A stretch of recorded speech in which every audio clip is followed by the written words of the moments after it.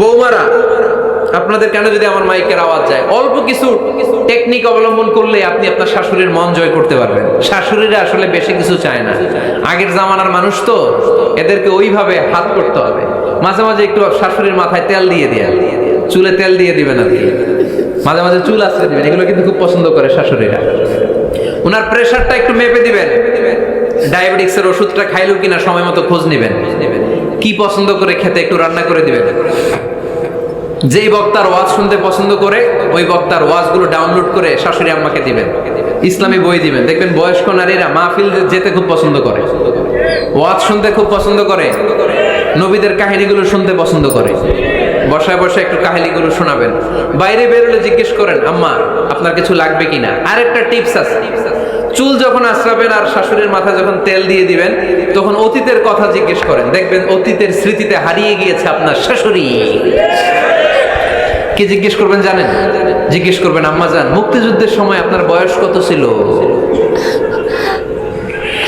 ওই সময় মুক্তিযুদ্ধের সময় আপনাদের এলাকায় কি কি হয়েছিল মা? আরেকটা প্রশ্ন করবেন, মা বিয়ের সময় আপনি কেমন ছিলেন?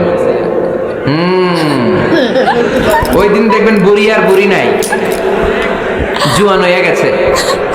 ওই দিন বলবে, মা আমি অনেক সুন্দরী ছিলাম, আমার মাথায় অনেক চুল ছিল, আজকে নাই। আমগো গ্রামে আমার সাথে সুন্দরী মাইয়া ছিল না। অতীতের স্মৃতিতে, স্মৃতি হাতড়াতে হাতড়াতে তিনি হারিয়ে যাবেন। জিজ্ঞেস করবেন যে, মা শীতকালে আপনাদের দেশে কি পিঠা বানাতেন আপনি যখন ছোট ছিলেন, আপনার বাপ চাচারা কি করতো? এগুলো জিজ্ঞেস করলে উনি স্মৃতির পাতা হাতড়াতে হাতড়াতে চোখ দিয়ে দাঁড় দাঁড় করে ওনার পানি ঝরতে শুরু করবে। আপনার জায়গায়, ওনার হৃদয়ের মণিকোঠায় এমন জায়গায় পৌঁছবে, আপনার ছাড়া উনি কিছুই বুঝবে না।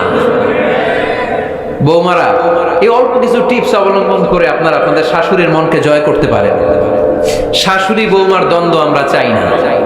আমরা চাই শাশুড়ি বৌমাকে নিজের মেয়ের মতো জানুক, আর বৌমা শাশুড়িকে আপন মায়ের মতো ভালোবাসুক, ঠিক কিনা? এই মিউচুয়াল রেসপেক্টই পারে শাশুড়ি বৌমার দ্বন্দ্বকে দূর করতে আর ঘরটারে শান্তি টুকরা বানাতে। আওয়াজ করে বলেন ঠিক কিনা?